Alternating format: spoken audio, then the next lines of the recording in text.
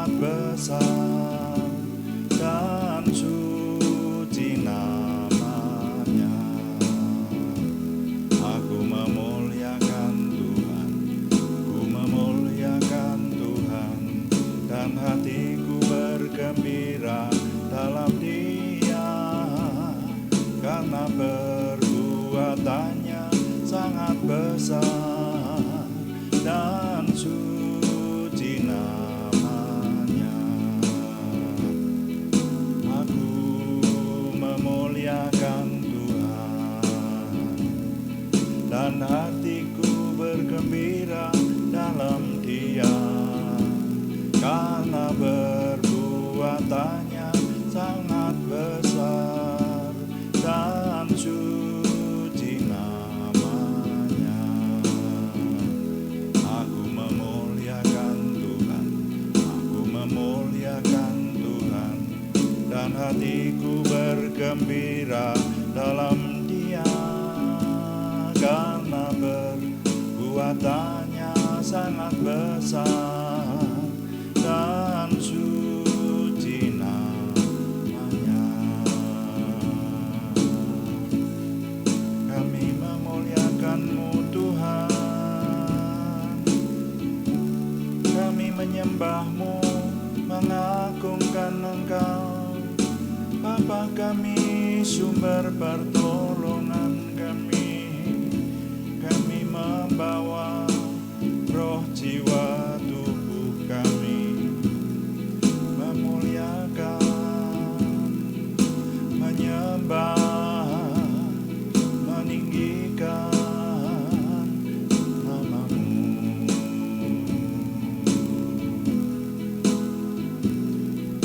Aku memuliakan Tuhan, dan hatiku bergembira dalam Dia, karena perbuatannya amat besar dan suci namanya.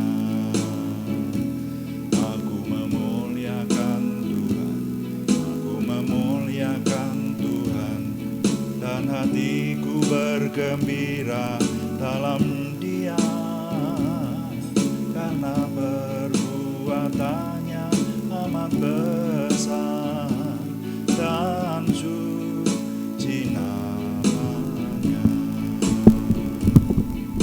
dan suci namanya.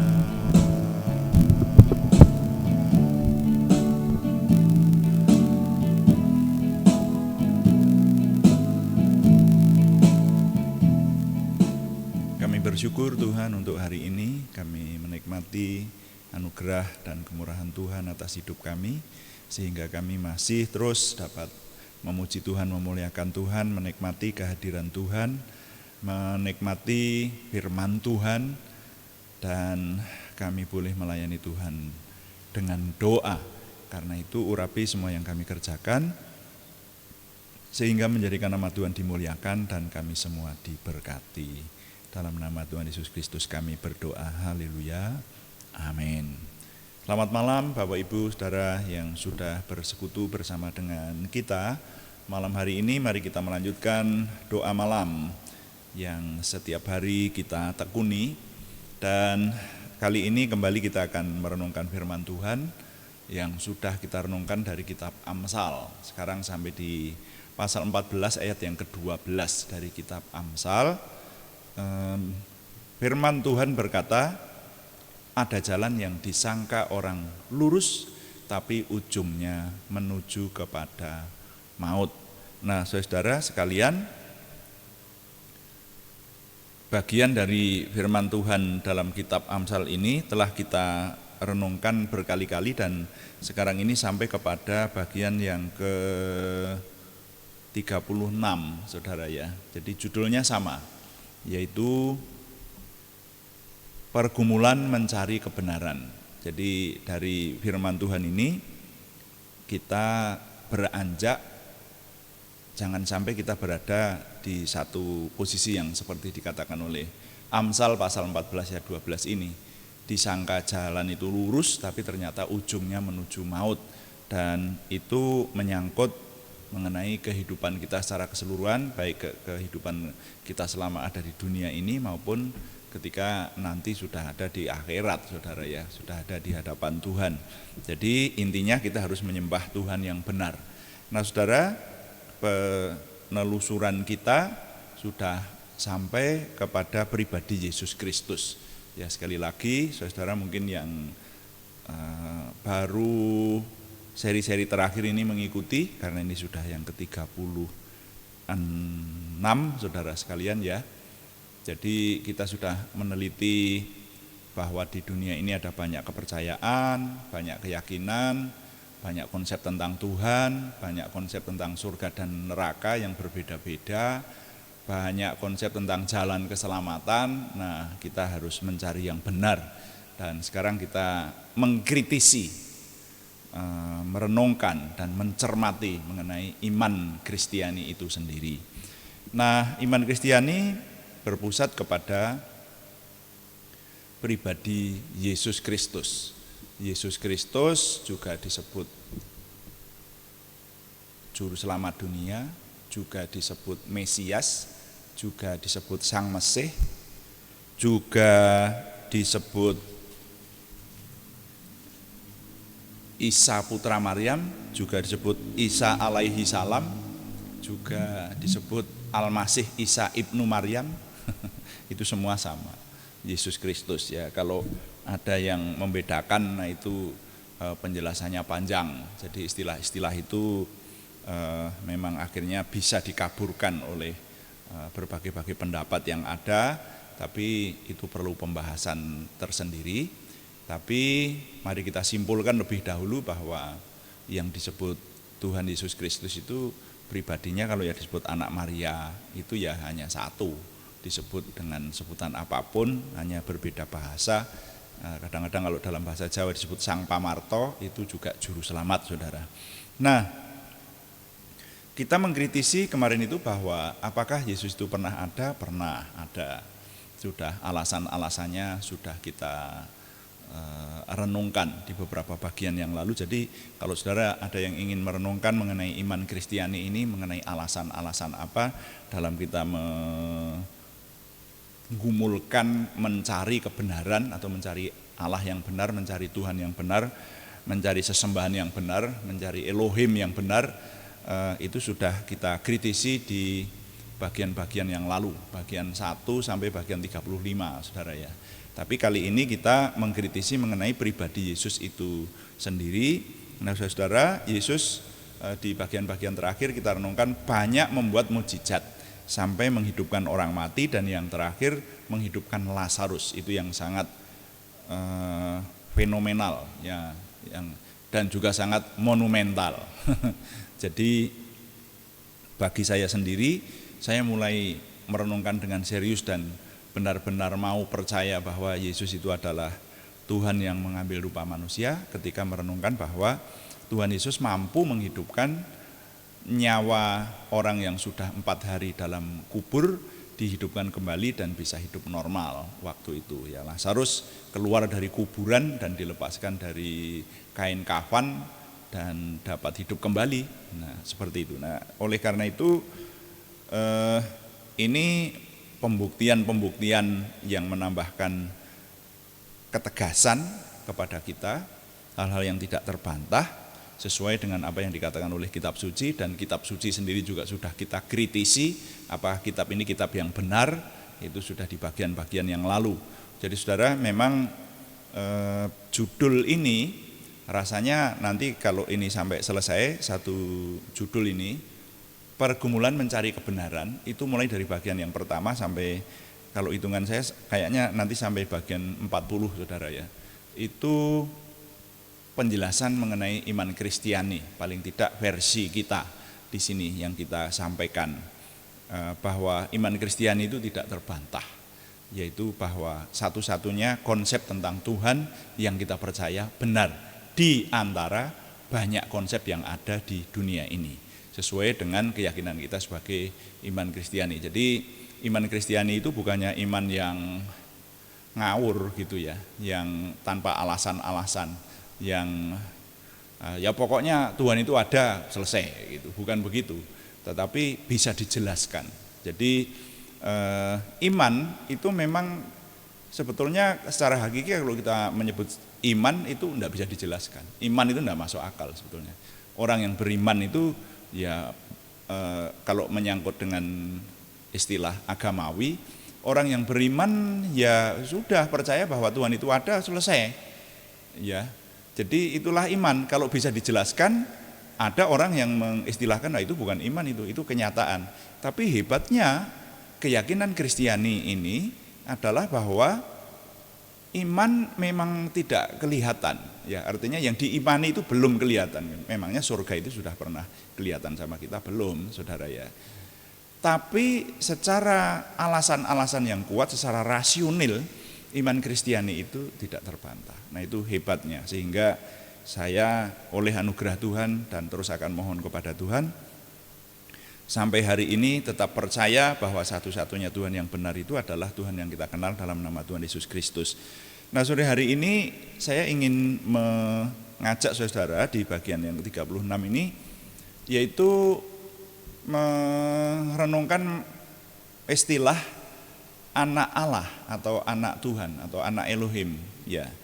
Jadi Yesus itu sering dituduh, bahkan dia disalibkan, itu intinya adalah karena dia mengaku sebagai anak Allah itu. Nah, tapi ternyata justru pengakuan yang tegas dan tekun itu yang menambahkan kepada kita bahwa ya Yesus memang Tuhan yang mengambil rupa manusia. Kita baca dulu di Lukas pasal 22, saya baca mulai ayat 63. Ini Yesus di hadapan mahkamah agama ketika mau disalib. Saya baca Lukas pasal 22 mulai ayat 63.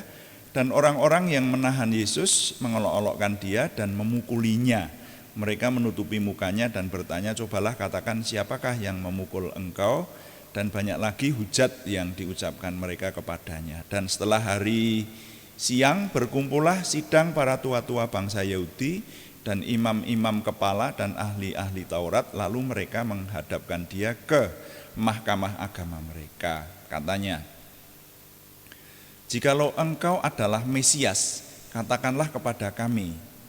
Jawab Yesus, sekalipun aku mengatakannya kepada kamu, namun kamu tidak akan percaya. Dan sekalipun aku bertanya sesuatu kepada kamu, namun kamu tidak akan menjawab. Mulai sekarang, anak manusia sudah duduk di sebelah kanan Allah yang Maha Kuasa. Kata mereka semua, kalau begitu engkau ini anak Allah? Jawab Yesus, kamu sendiri mengatakan bahwa akulah anak Allah. Lalu kata mereka, untuk apa kita perlu kesaksian lagi? Kita ini telah mendengarnya dari mulutnya sendiri. Sampai di situ pembacaan saya. Saudara sekalian, jadi waktu Yesus diadili di depan mahkamah agama, itu tuduhannya adalah Yesus itu mengaku sebagai yang punya banyak kuasa, seperti itulah ya. Jadi kalau boleh saya jelaskan sedikit supaya lebih jelas. Tuhan Yesus mulai berkarya usia 30 tahun sampai sekitar usia 33 ya. Nah, tadinya sebetulnya Tuhan Yesus itu tidak diperhitungkan.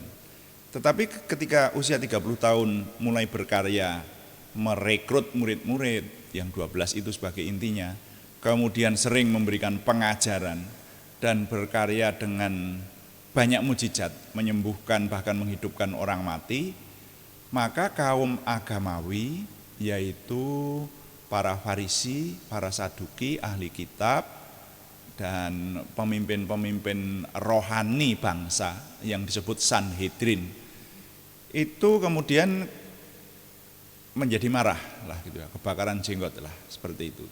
Jadi wah ini ada saingan ini. Jadi kuasa dari para rohaniwan ini nanti bisa kalah wibawa sama rabi muda, sama guru muda, kiai muda namanya Yesus. Sehingga mereka ini mencari-cari kesalahan yang hari Sabat masih bekerja lah seperti itu. Tapi semuanya itu terbantah oleh Tuhan Yesus, karena hari Sabat Tuhan Yesus menyembuhkan orang lalu dituduhkan sama mereka, wah ini melanggar hukum Taurat gitu. Dicari-cari kesalahannya. Itu sampai sekarang kalau itu saudara ya. Tuhan Yesus itu dicari-cari kesalahannya itu. Iman Kristiani dicari-cari kesalahannya itu sampai sekarang ya. Yang banyak dirongrong itu sebetulnya iman Kristiani. Sehingga saya merasakan kalau sekarang ini ada pembelaan lalu kalau saudara kalau mengikuti ramai seperti di media sosial gitu ya, itu khususnya kalau di tengah bangsa dan negara kita yang terjadi semacam itu, kita semua merasakannya lah seperti itu. Nah, itu sejak awal Tuhan Yesus itu sudah tidak diterima oleh dunia, memang seperti itu, saudara ya. Nah, salah satu yang kemudian menjadi para pemimpin rohani pada waktu itu semakin gregetan istilahnya adalah Tuhan Yesus yang seringkali menyebut Tuhan itu sebagai Bapa gitu loh. Jadi memang ini panjang ini kalau didiskusikan. Ketika Tuhan Yesus ada di dunia sebagai manusia, nah ini berkali-kali saya katakan, tapi kalau ini pasti akan menimbulkan diskusi panjang sebetulnya. Nanti akan timbul pertanyaan, kalau Tuhan Yesus ada di dunia sebagai manusia, surganya kosong enggak? Makanya dikatakan iman Kristiani itu percaya ada 3 pribadi tapi 1 hakikat. Jadi di surga masih tetap ada yang disebut Bapa. Loh kalau begitu Allah 2, ya terserah saja mau disebut 2 atau 3, tapi Allah itu esa. Karena dikatakan oleh Tuhan Yesus, aku dan Bapa adalah 1. Nah pertanyaannya, berarti kalau Yesus ada di dunia, kemudian dia berdoa kepada sorga, itu dia menyebutnya Bapa. Nah yang seperti itu, manusia jasmaniah waktu itu, para Farisi dan Saduki, kan melihatnya manusia Yesus. Jadi yang ada di hadapan mereka itu ada seorang manusia namanya Yesus, kok menyebut kepada Allah yang di surga itu yang juga mereka sembah, Elohim yang di surga yang disembah oleh para Farisi juga itu, kok disebut Bapa. Loh, waktu itu belum lazim menyebut Tuhan itu Bapa. Ini orang ini kok mengaku sebagai anak Allah begitu. Wah ini melanggar aturan kan begitu.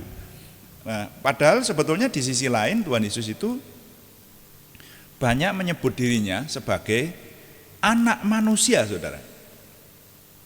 Bukan sebagai anak Allah, tapi itulah tuduhan mereka.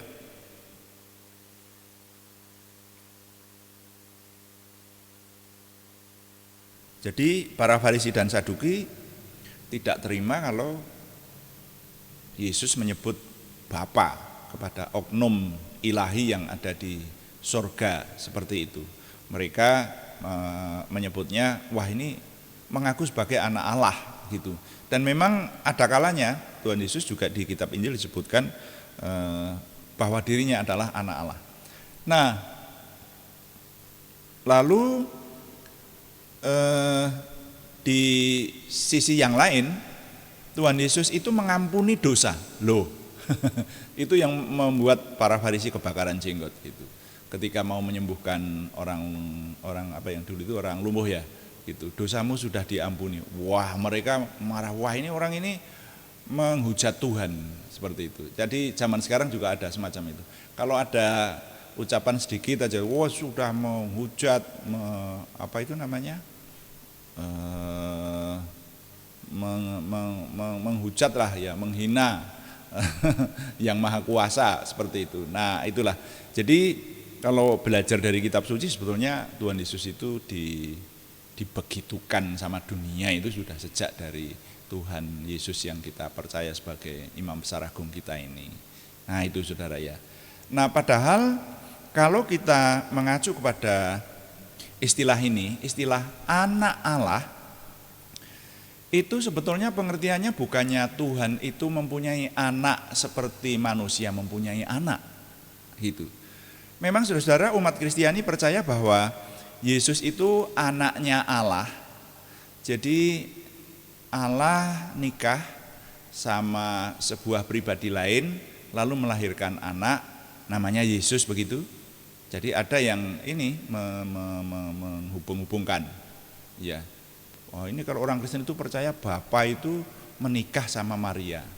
Lalu sebelum Maria menikah secara resmi dengan Yusuf, ketika masih bertunangan maka sudah dinikah dulu sama Bapa dan punya anak namanya Yesus. Memangnya saudara percaya seperti itu? Bukan begitu. Umat Kristiani tidak percaya seperti itu. Jadi kalau yang disebut anak Allah itu, kalau saya menerima, mungkin kalau boleh saya impartasikan kepada saudara-saudara sekalian, istilah anak Allah itu sebetulnya menunjuk kepada bahwa Yesus Kristus itu manusia ilahi. Dia manusia lahir dari perempuan, tapi dia tidak dari benih laki-laki. Yesus lahir dari Roh Kudus. Dan dia itu adalah Tuhan sendiri yang mengosongkan dirinya, karena kitab suci berkata seperti itu. Menjadi manusia dan di dunia ini punya tujuan. Tujuannya adalah menyelamatkan umat manusia, menjadi pengantara, supaya manusia itu tidak mencari-cari Tuhan dan tidak ketemu. Coba sekarang ini kenapa di dunia ini ada banyak keyakinan? Karena manusia sedang mencari yang paling kuat, sedang mencari yang maha kuasa, tapi tidak ketemu, saudara. Ya, makanya kalau boleh dijelaskan nanti banyak keyakinan itu ya macam-macam konsepnya. Tapi kalau keyakinan Kristiani, bukan manusia yang mencari Tuhan lalu kemudian menemukan dan konsepnya itu diajarkan, bukan begitu.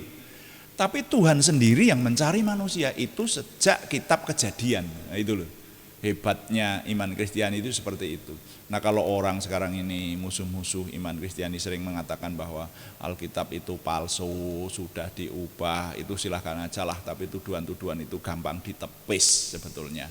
Saya tidak akan membuat polemik di sini, tetapi gampang ditepis. Kalau saudara nanti masih ada yang mempertanyakan semacam itu, bisa diskusi secara pribadi, saudara, karena ini sifatnya peka, ya, tidak boleh dibahas di muka umum kalau menurut saya gitu ya. Kalau ada orang-orang yang berani membahas di muka umum silahkan, tapi saya merasa tidak etis dan tidak baiklah semacam itu. Tapi yang jelas umat Kristiani itu, iman Kristiani, bukan umat Kristiani, iman Kristiani itu bisa membela dirinya sendiri, diri dari iman itu, dari keyakinan itu, bahwa dia tidak terbantah, saudara.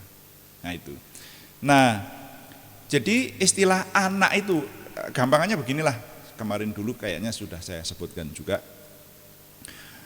Istilah anak itu bahkan istilah di dunia ini saja belum tentu menunjuk kepada anaknya bapak dan ibu. Kemarin sudah di bagian-bagian yang lalu sudah ya saya sampaikan di doa malam kayaknya.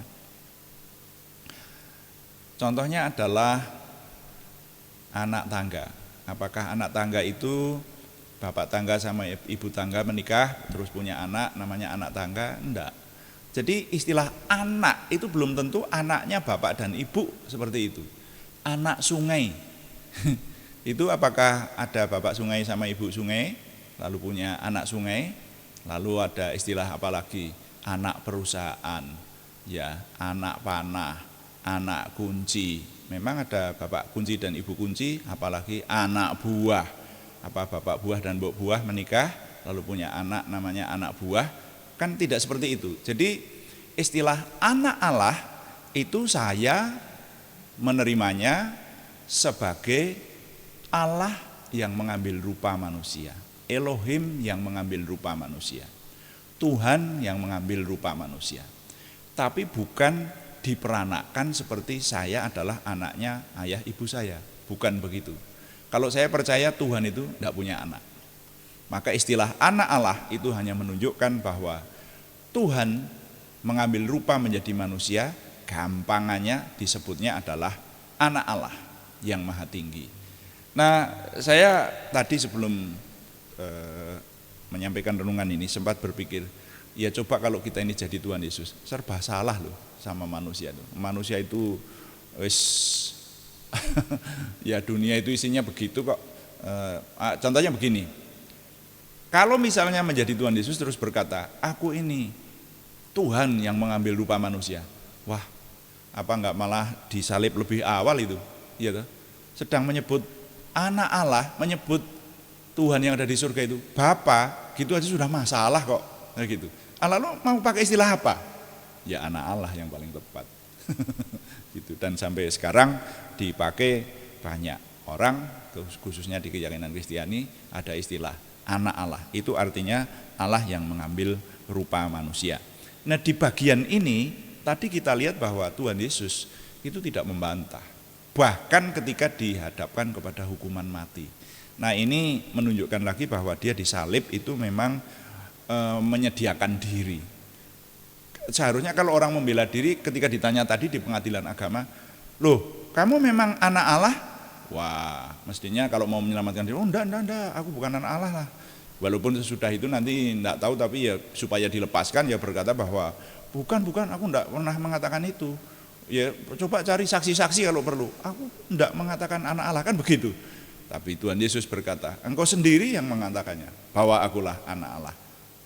Nah dengan begitu maka musuh-musuhnya berteriak-teriak, udah sekarang sudah terbukti, udah ini menghujat Tuhan, ini layak dihukum mati, seperti itu. Maka kemudian dibawa ke pengadilan Pontius Pilatus. Jadi perenungan kita sekarang ini adalah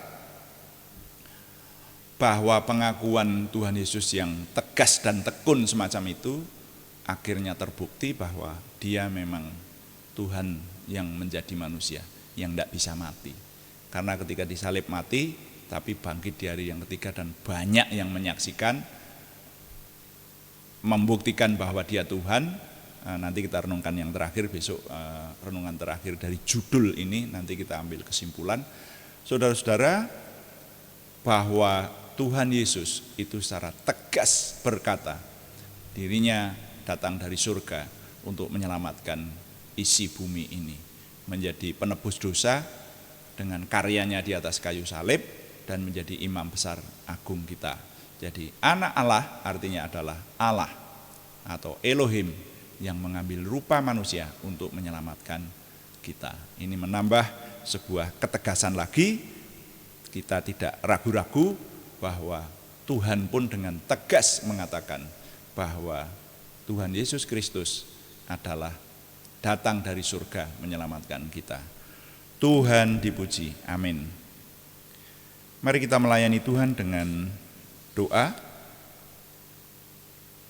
Saudara, kita akan berdoa syafaat dan juga berdoa untuk nama-nama yang masih dikirimkan kepada kita. Terima kasih kepada saudara yang masih menegaskan untuk didoakan. Pokoknya kami hanya akan menyebutkan nama-nama yang kita doakan bersama-sama. Kita satu hati menyebutkan nama-nama ini yang saya yakin masih perlu didoakan. Kalau tidak ada pembaharuan, dan ini diperbaharui setiap seminggu sekali ya, setiap hari Senin, tolong saudara yang nama-namanya masih perlu didoakan menyampaikan kepada kita bahwa Anda masih perlu kita doakan bersama-sama. Aku memuliakan Tuhan, dan kita akan berdoa. Haleluya.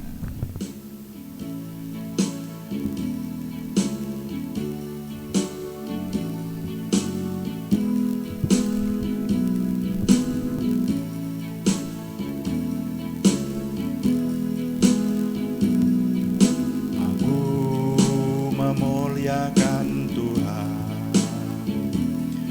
dan hatiku bergembira dalam Dia, karena perbuatannya amat besar dan suci namanya. Aku memuliakan Tuhan, aku memuliakan Tuhan, dan hatiku bergembira dalam Dia, karena perbuatannya amat besar dan suci namanya, dan suci namanya.